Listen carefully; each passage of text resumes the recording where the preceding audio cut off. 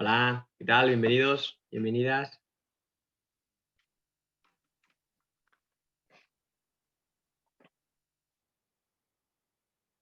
Voy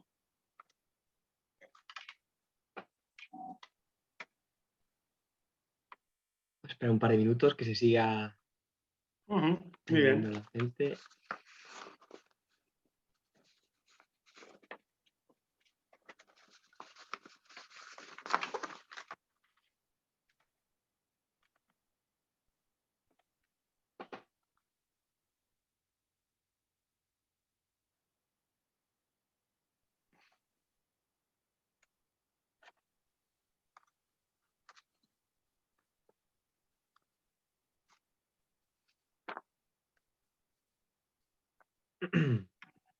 Vale, bueno, vamos a ir comenzando ya. Creo que esto está grabando. Bueno, bienvenidos a todos. Hoy tenemos con nosotros a Daniel Echeverría. Daniel es uno de los referentes en gestión de proyectos de España y América Latina en los últimos 15 años y ahora mismo es socio director de CDP School y DNL Project Manager, que ofrecen formación y consultoría, tanto presencial como online, y enfocada en la gestión de proyectos.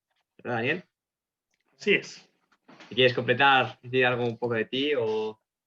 No, nada. Que tengo 53 años y todavía muchas ganas de seguir aprendiendo de vosotros y de cualquiera. Bueno, muchas gracias por estar aquí. Vivol, Bueno, sí ¿sí? que quería, perdón, agradeceros a Vivol la oportunidad, ¿eh? Tanto a ti como a Victoria, ¿vale? Ujú. Y Muchas ahora gracias. también a Eli, que se ha sumado hace Y poquito. ahora, vale, también a Eli. Sí, pues bueno, eso. Estaba diciendo que Vivo nace un poco con la idea y la pasión de intentar ser parte de la nueva corriente en la forma en la que se estructuran las empresas, en la forma en la que entregan valor, ¿no? Tanto con la agilidad como con los nuevos paradigmas organizacionales relacionados con la sociocracia, la holocracia y, bueno, en general, crear organizaciones que sean un poco más adaptativas, ¿no? Y en esa línea va la charla de hoy, que parte del punto inicial de las organizaciones antifrágiles, ¿no? Y en la cual iremos repasando unos cuantos conceptos relacionados con este tema. Ujú. Entonces, bueno, de toda tu experiencia en el desarrollo de productos y en la gestión de proyectos, ¿cuál crees que es Ujú. el principal cambio de enfoque que ha tenido lugar en los últimos 10 o 15 años de cómo se enfocaba el desarrollo de proyectos y el desarrollo de productos antes Ujú. a cómo se hace hoy en día? Bueno, el cambio ha sido total. De hecho, cuando hace 10, 15, 20 años lo que teníamos antes de iniciar un proyecto eran certezas y ahora no tenemos más que incertidumbres, ¿no? Luego también hablábamos de riesgos asumibles, ¿no? Y ahora pues aparece el concepto de cisne negro, ¿no? Ese riesgo que tiene muy poca probabilidad de ocurrir, pero que tiene un impacto terrible, ¿no? También hemos pasado de tenerlo todo claro a no tener nada claro. Es decir, vamos a empezar un nuevo producto, un nuevo servicio y realmente estamos bastante a la expectativa, ¿no? Y luego también en las empresas hemos pasado de decir, tengo un buen producto, a pensar, creía que tenía un buen producto.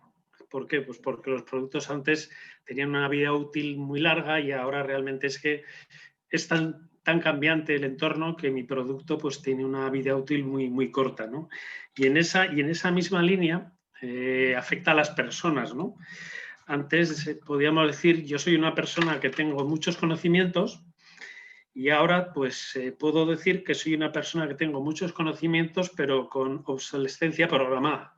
O sea que mis conocimientos pueden no valer nada en cuestión de 5 años, 5 o 10 años. Y luego, por supuesto, todo esto lo que ha hecho es digamos que la gestión de proyectos haya pasado a enfoques ágiles, mucho más.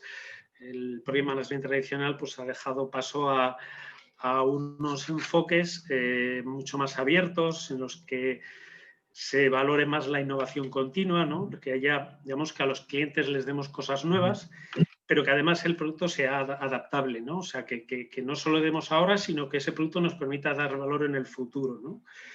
Y que el time to market sea rapidísimo, ¿no? Porque realmente, como hemos dicho, si no el producto se nos queda ya viejo. Y nuevamente, repito, en un entorno en el que la adaptabilidad de las personas y de los procesos es fundamental.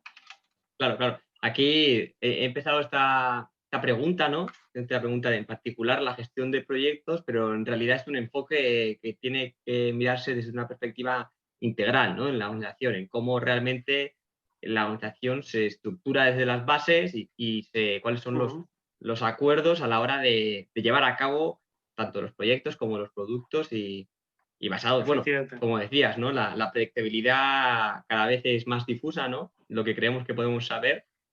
Entonces, esto lo que hace es que se necesita adaptabilidad. Eso es. Así es. Y aquí nace el concepto de organizaciones antifrágiles, ¿no? Unido a todo esto de organizaciones que se adaptan mejor. ¿Qué significa exactamente este concepto? Bueno, antes que hablar de ese concepto, quizá yo creo lo que deberíamos decir es que las organizaciones están experimentando un cambio, pero no por sí mismas, sino por ese entorno, ¿no? Porque ahora se ha puesto de moda lo de VUCA, ¿no? Volátil, complejo, ambiguo e incierto, ¿no? Ese contexto, ¿no? Ese contexto en el que no sabemos por dónde podemos ir y que curiosamente es un concepto que se acuñó en el año 1945, o sea que en el año 45 ya se pensaba que todo era volátil, incierto, ambiguo y complejo, con lo que podemos imaginarnos lo que hay ahora, ¿no? Y luego también quería otra cosita también en relación a esa incertidumbre de los cisnes negros, que es un concepto, ¿no? Bueno, pues que de alguna manera pues es relativamente nuevo. Y quería daros un dato curioso, ¿no? En el año 2015, la BBC definió una serie de cisnes negros. Y hablando de los desastres climáticos y epidemias, os voy a leer, digamos, 2015 es esto. Eso es 2015. Decía, las pandemias son lo más difícil de prever. Entendemos más fenómenos asociados a la interacción humana que los que dependen de la naturaleza. Uno puede decir, sin embargo, que fenómenos como el ébola surgen repentinamente, pero suelen tener un efecto localizado. Sin embargo, la realidad es que siempre es posible que un fenómeno de esta naturaleza cruce fronteras. Nos suena, ¿verdad? Parece que este cisne negro nos ha venido encima. Pues esto es de 2005. Digo, de 2015, ¿no? Decías, sí. 15. ¿Vale? Bueno, efectivamente, ¿qué son las organizaciones antifrágiles? Palabra que me hubiera encantado descubrir a mí, pero que su autor es Nicolás Taleb, que es el mismo que acuñó el término de cisne negro, ¿no? Entonces, ¿qué es lo que ocurre? Pues nosotros conocemos personas, desde luego animales, estructuras que se benefician de los sobresaltos y prosperan y crecen cuando se exponen a la volatilidad, el desorden, los factores estresantes, y además les encanta la aventura, el riesgo y la incertidumbre. O sea, hay personas así y personas que son justo lo contrario. Y hay estructuras y organizaciones que son así y otras que son justo lo contrario. Bueno, pues precisamente una empresa antifrágil es una empresa que es capaz de vivir en esa incertidumbre, que es capaz de beneficiarse de donde unos se bloquean, ellos sobresaltarse, prosperar y buscar la oportunidad, y que además se sienten cómodas en un entorno volátil, aleatorio, y en el que, bueno, pues son suficientemente rápidas para aprovechar la oportunidad. La incertidumbre en las compañías lo que les lleva, ¿no? O ¿qué debe hacer una compañía para ser antifrágil? Bueno, pues primero evitar la fragilidad de sus propios procesos, ¿no? De hecho, curiosamente, lo opuesto a frágil es robusto. Pero realmente antifrágil es un concepto mucho más sutil, porque robusto es algo que, digamos, que no se rompe, ¿no? Que queda ahí, mientras que lo frágil es algo que se adapta. Una cosa es que aguante y otra cosa es que es antifrágil, efectivamente. Eso es, que se adapte, ¿no? y que aproveche o sea, de una forma que no que aguanten, sino que se adapten rápido y que aprovechen la oportunidad. Y de alguna manera que aprendan a reconocer y aprovechar el lado positivo de cada situación de riesgo. O sea, que realmente es un concepto que tenemos todos, cada empresa lo tiene que interiorizar cómo va, ¿no? Y esto, por ejemplo, algo muy práctico que podríamos hacer es que si normalmente nos dedicamos un 100% de nuestro tiempo a nuestro trabajo, a nuestros productos, a nuestros desarrollos, pues nos recomiendan que pues, probablemente un 20 o 25% del tiempo lo dediquemos a explorar nuevos mercados, que nos pongamos a pensar en cosas, en cisnes negros que nos pueden venir encima, ¿vale? O sea que eso es importante.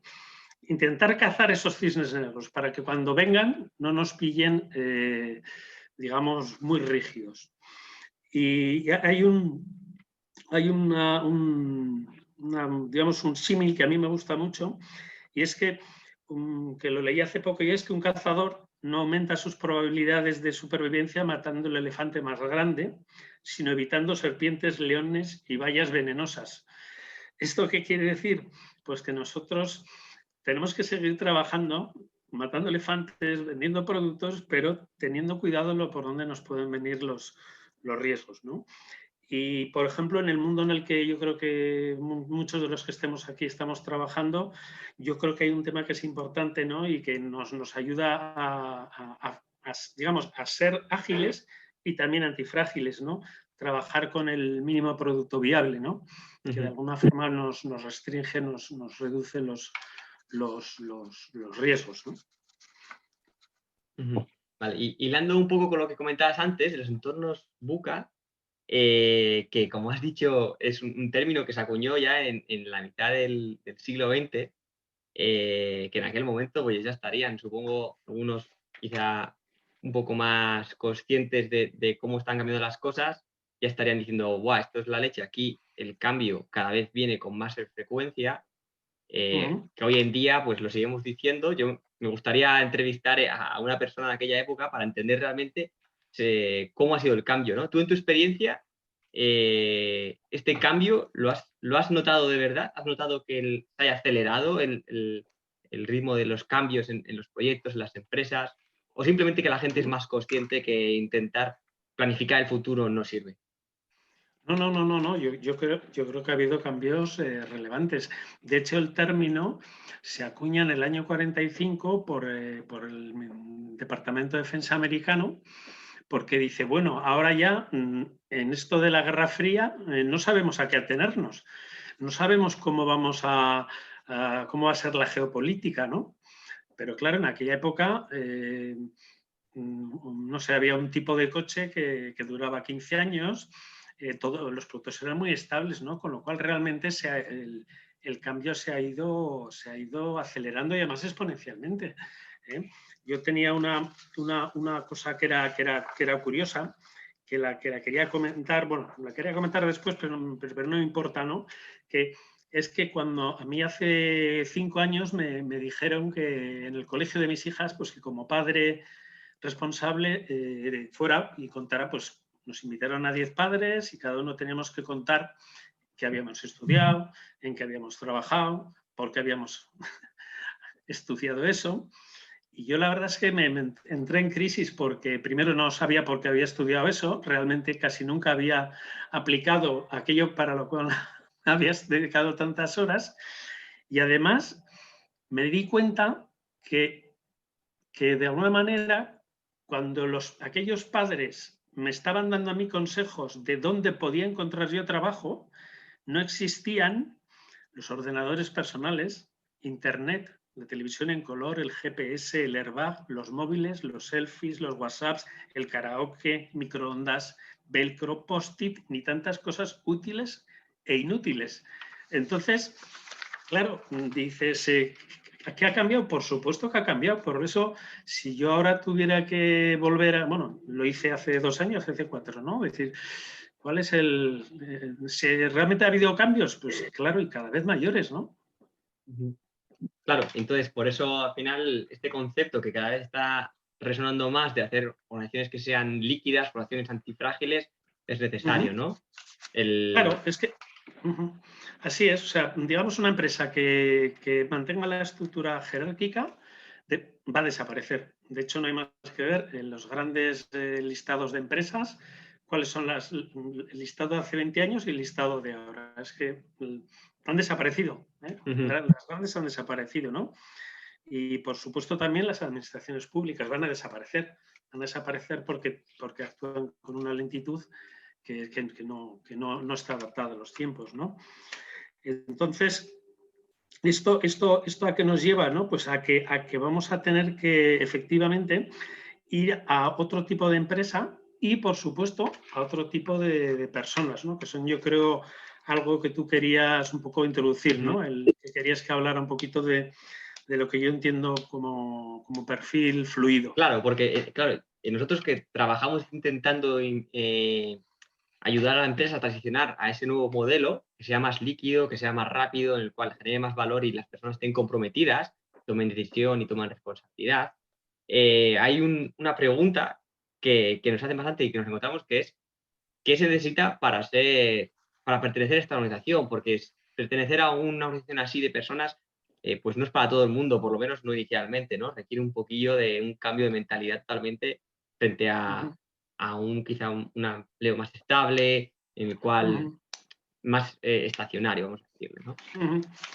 Desde luego, retomando lo que había comentado antes, yo creo que tienen que ser personas que les gusten los sobresaltos, que les guste el desorden, que les guste la aleatoriedad, y que les guste la aventura, el riesgo y la incertidumbre, ¿eh? Aquellos que quieran saber lo que va a pasar mañana o dentro de un año, pues van a sufrir un poquillo. Que se sientan Pero cómodos con el efectivamente, ¿no? cambio, ¿no? Sí, al final. Efectivamente. Yo creo que estemos cómodos con el cambio, que aceptemos el cambio como una oportunidad y no como un contratiempo, ¿no? Y digamos que ese tipo de personas pues tienen que tener unas características muy singulares, ¿no? Y en esa línea, un poco tomando lo que había dicho yo de lo del colegio de mis hijas, la OCDE ya habla de que el 70% de los niños que ahora están en primero y segundo de primaria, el 70% de los niños van a trabajar en un empleo que no existe. O sea, ¿tú qué quieres ser de mayor? Bueno, futbolistas habrá, médicos habrá, pero habrá un 70% de gente que va a trabajar en algo que no existe, como nadie me podía decir a mí que Google me iba a dar trabajo o que el móvil iba a ser parte de mi vida y parte de mi Ujú. red de networking. Entonces, efectivamente, la OCDE lo que nos dice es que sí, que se necesitarán personas con conocimientos técnicos, pero siendo conscientes de que tendrán una vida útil muy, muy corta, ¿no? Y sobre todo, buscan lo que llaman perfiles con altas capacidades cognitivas, gente con capacidad de aprender, con capacidad de analizar, que fijaros que cosas más simples y más complicadas, que tengan buena expresión oral y escrita, porque la comunicación es algo que o sea, no va a desaparecer nunca, ¿no? Luego nos habla de la capacidad de razonamiento deductivo, ¿no? Inductivo, ¿no? Y es una cosa que, por ejemplo, yo que hablo con profesores y universitarios, dicen que se está perdiendo. O sea, nos acostumbramos a hacer un problema de una manera y nos lo ponen en el día del examen de la misma manera. Con lo cual no somos capaces de inducir o deducir qué es Ujú. lo que sale de ahí, ¿verdad? Luego, gente que tenga fluencia de ideas, que tenga originalidad, gente que ese loco, ¿no? Sí, pues el estudioso, el que sabe todo, pues probablemente a lo mejor no sea la persona más adecuada para estas empresas. Que sean flexibles en sus aptitudes y trabajos. Y muy flexibles también en el aspecto cultural, porque nos va a tocar trabajar con gente de todo el mundo, nos está tocando trabajar con gente de todo el mundo. Y lo que para mí aquí es correcto, en un otro lugar es incorrecto. Y si yo voy a trabajar a un país y pienso, pues qué mal educados o cómo pueden hacer estas cosas aquí, pues ya parto de una situación bastante robusta. Ujú. Y eso quiere decir que se me va a romper enseguida. Poco antifrágil. ¿Vale? Y luego también que sean eso, ¿no? Expertos en aprender. O sea, como curiosidad, Coursera, sabéis que es una plataforma de cursos, ¿no? Por universidades, sí, Online. sí. Ujú. Bueno, no, de todo el mundo. Coursera ofrece cursos de las universidades de todo el mundo. Eso. Ujú. ¿Y sabéis cuál es el curso que en los últimos 15 años ha sido más descargado y más digamos, comprado? ¿Cuál es? Aprender a aprender. Técnicas para aprender.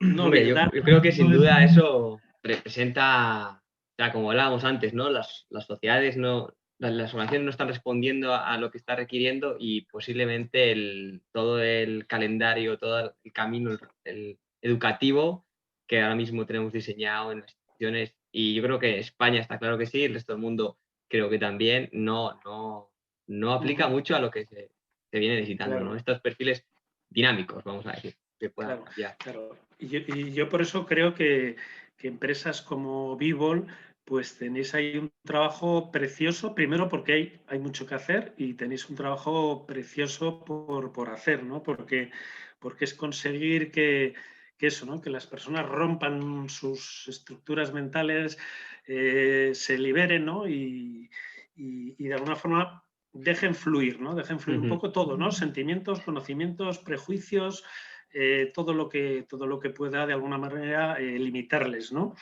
Eh, de hecho, hay un concepto que justo cuando estaba rebasándome todo lo que quería contar, me ha parecido el concepto de reskilling, ¿no? Que es, hay un instituto en Asia que da digamos, una formación específica de reskilling, que viene a ser algo parecido a aprender, ¿no? Cómo de forma continua voy adquiriendo nuevas capacidades, nuevas habilidades, ¿no? O sea que yo creo que Ujú. ahí vosotros, los que trabajáis con eso, ¿no? Tratando de que los grupos sean autónomos, que decidan por sí mismos, que tengan nuevas ideas ellos, ¿no? Yo creo que tenéis ahí un trabajo maravilloso, ¿no? Sí, justo en esa línea tenemos ahora, que hemos estado preparando todo este mes y el anterior, y que un programa formativo para hacer un poco este reskilling a perfiles para que se vuelvan más volátiles, se adapten un poco mejor a lo que se está requiriendo, ¿no? En particular relacionadas con los marcos de la agilidad, que son con los que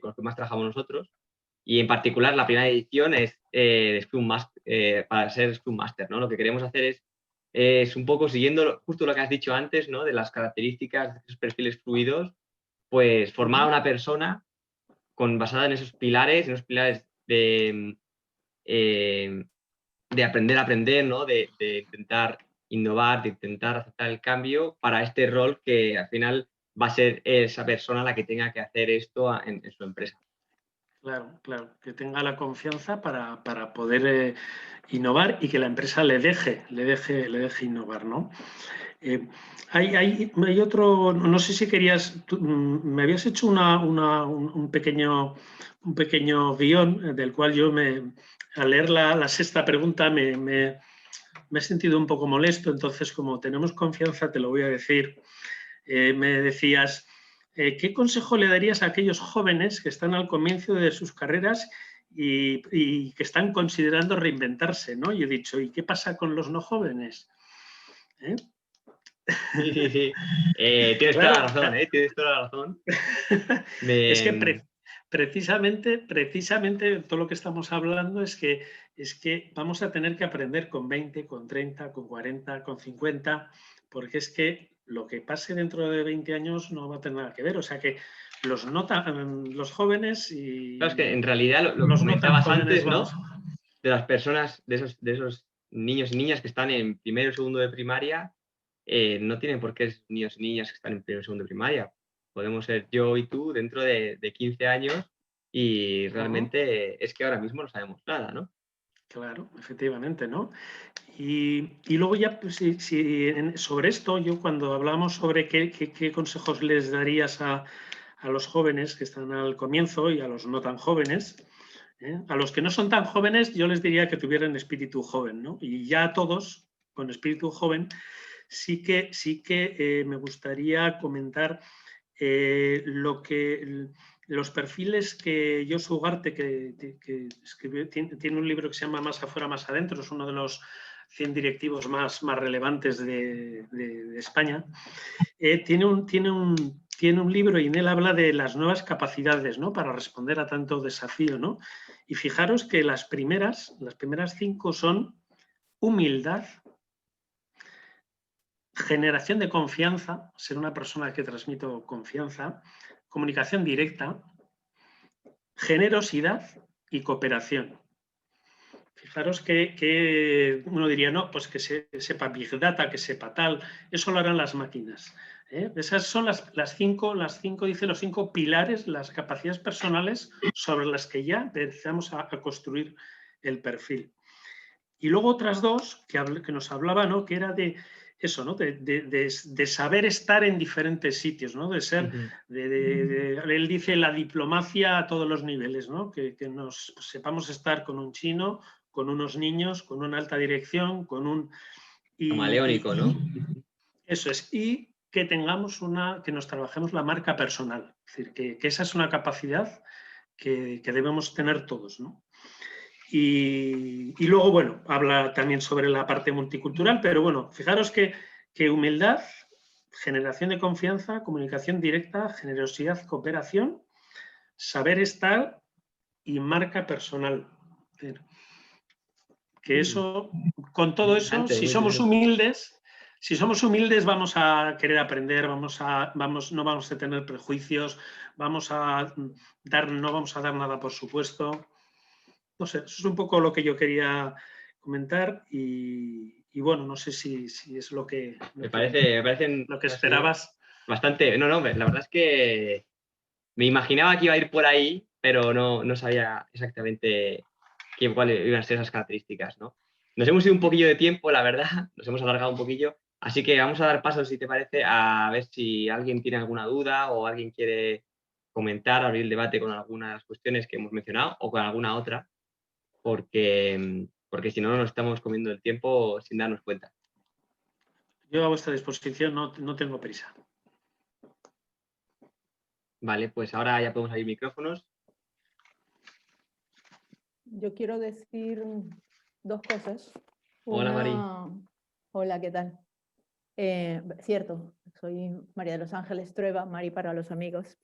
Darle las gracias a Daniel, porque yo también me habría enfadado con esa 6ª pregunta.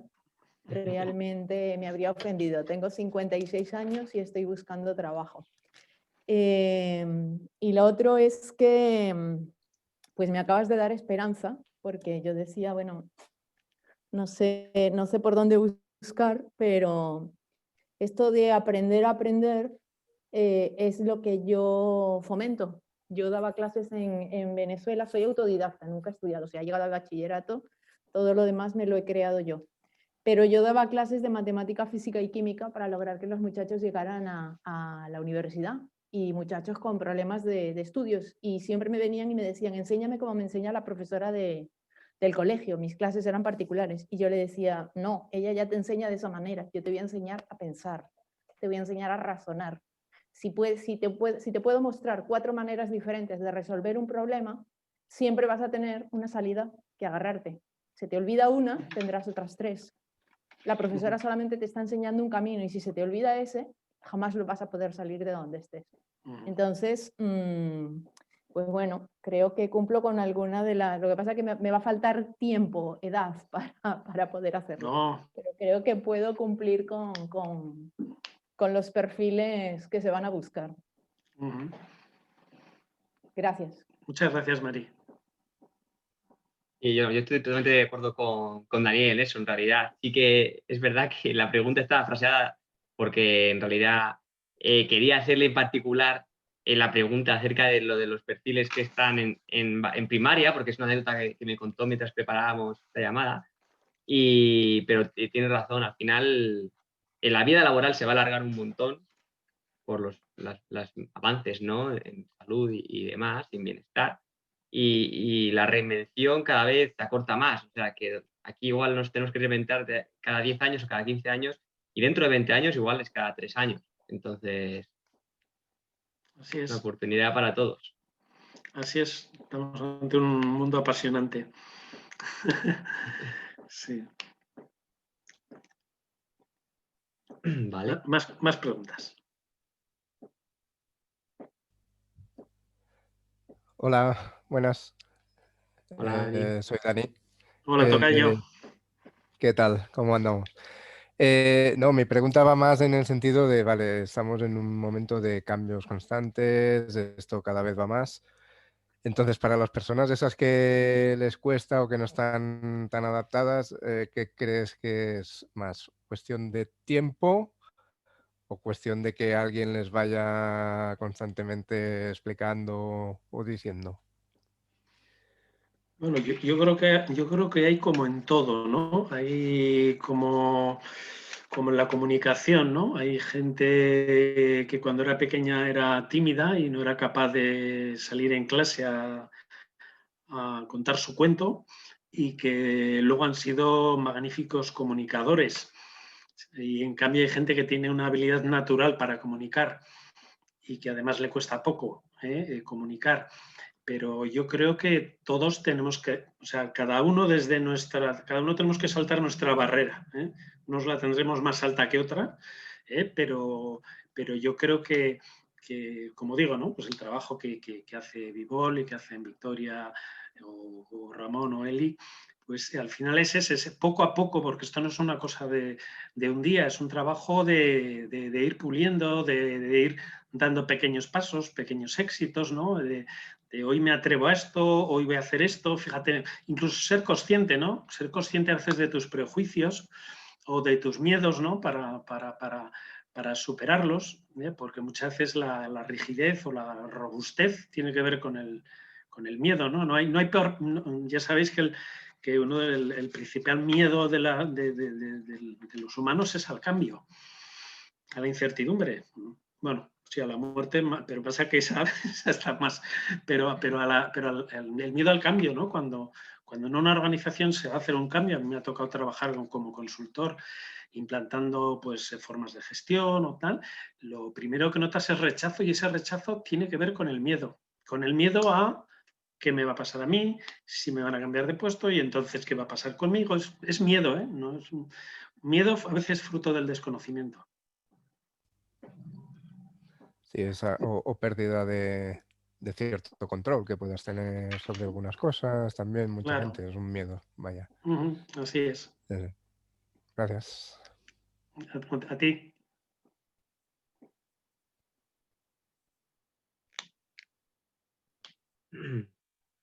A ver si alguien más quiere lanzarse a preguntar algo. Yo, si no, mientras vais pensando, había dejado una nota para el final cuando hablábamos de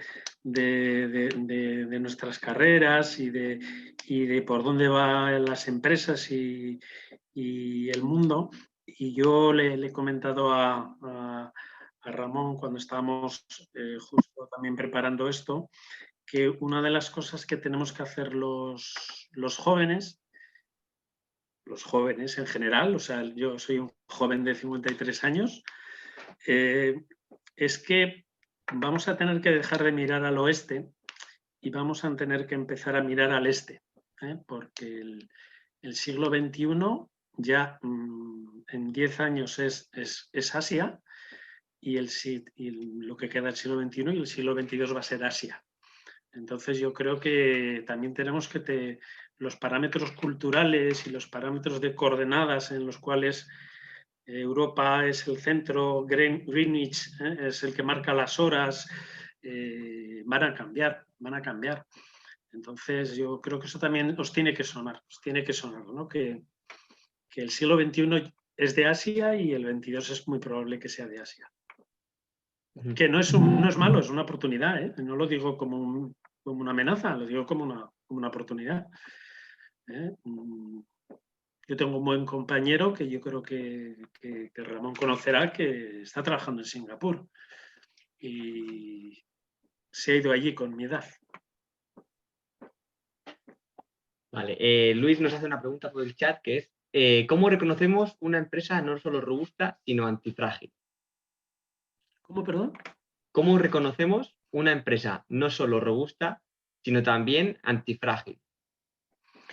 o sea, es que son o es robusta o es antifrágil. O sea, una empresa robusta, yo puedo definir una empresa robusta como una empresa jerárquica en la que las comunicaciones son siempre verticales, en la que yo siempre tengo que dar cuentas de lo que hago al de arriba y el de arriba al de arriba. En una empresa robusta hay dificultad de comunicación entre los departamentos, hay dificultad para tener iniciativa propia. La cultura del miedo, ¿no? O del castigo, a ver si me van a decir algo, o que de repente sea necesario abrir un nuevo producto, pero es que tenemos que cambiar porque entonces lo tiene que aprobar no sé quién. Esa es la empresa robusta, ¿eh? Mientras que si tuviera que definir una empresa antifrágil, sería una empresa que, para empezar, si es jerárquica, tendría muy poquitos niveles, sería muy horizontal. Sería una empresa en la que se trabajara en pequeños grupos autogestionados, autónomos, que se les empodera y que se les hace responsables de sus decisiones, de sus éxitos y de sus fracasos, y que si acaso tienen que tienen que tomar tienen que escalar alguna decisión, la escalen, ¿no? Y son empresas en las que no hay departamentos, ¿no? Es que está el departamento de mecánica, el de ingeniería, el de marketing, el de tal. Entonces tengo que hablar con el director de no. O sea, realmente una empresa antifrágil precisamente será antifrágil y aprovechará la oportunidad porque será capaz de que cualquiera de esos equipos se ponga a trabajar en ello porque ha visto la oportunidad.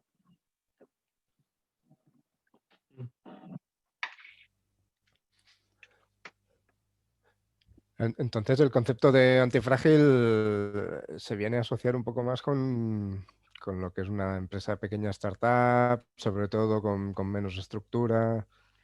Una gran empresa es que ya lleva muchos años de camino, tal, es complicado convertirla o que pueda ser antifrágil. Bueno, yo creo que no tiene que ver con el tamaño, tiene que ver con, bueno, el tamaño puede llevarnos a más jerarquías, pero imagínate una empresa grande que luego tenga delegaciones, y en una empresa robusta esa delegación va a tener que reportar todo hacia arriba, mientras que en una empresa antifrágil la delegación del país o incluso de una línea de producto va a tener total autonomía.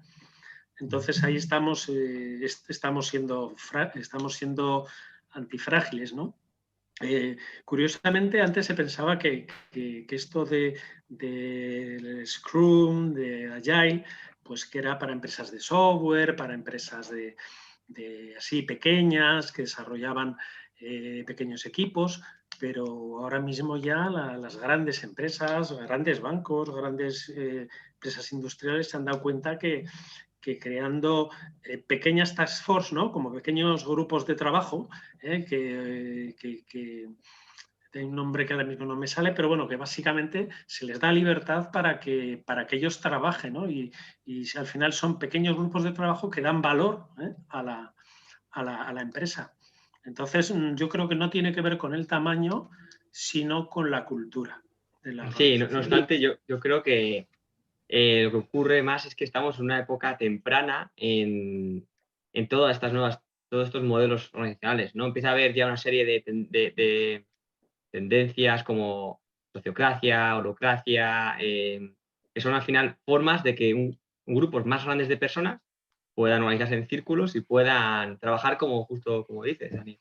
Lo que ocurre es que las Sí. empresas grandes, al final, la persona que tiene que dar el visto bueno a que se rompa una estructura es la que pierde esa posición de poder, tanto en control de información como en la toma de decisión sobre la estructura, ¿no? Entonces es difícil.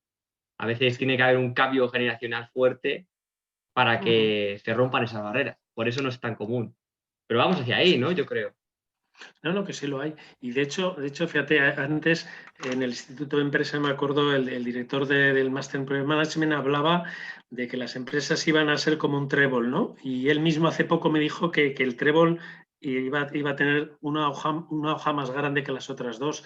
El trébol era que 1/3 de las personas estarían en plantilla, 1/3 serían proveedores habituales y 1/3 serían personales, liberales, que de alguna forma irían apoyando. Y él me decía que ahora ya estaba en un cuarto, un cuarto y la mitad.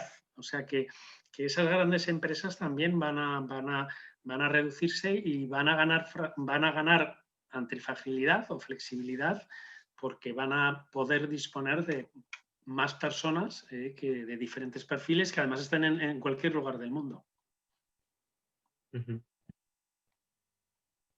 Vale, bueno, vamos a dejar una última oportunidad por si alguien quiere preguntar algo y si no, cortamos aquí porque nos hemos ido ya 11 minutos del timebox que habíamos establecido. Hay que ser flexible, no pasa nada con el tiempo, hay que ser antifrágil. ¿No? Y bueno, nada, muchas gracias a todos los asistentes y muchas gracias a ti, Daniel, por habernos acompañado. La verdad es que ha sido bastante más rápido de lo que imaginaba, ha ido volando y, y bueno, ha sido un verdadero placer. Igualmente, muchas gracias a vosotros por dedicar este rato y en cualquier caso, pues tanto a Vivol como a mí, si tenéis cualquier duda o consulta, pues encantados de que no acabe aquí. Y nada, yo desde luego reitero las gracias a Vivol porque creo que la cultura que transmite, la visión que está transmitiendo está totalmente alineada con lo que se va a necesitar, ¿no? Con esos perfiles, de enseñar a la gente a ser fluida y adaptarse y a innovar y a empoderarse. Muchas gracias, Daniel. Gracias, ha sido Pues muy nada. interesante. Muchas gracias. Un placer. Bueno, que tengáis buena tarde. Igualmente. Hasta luego.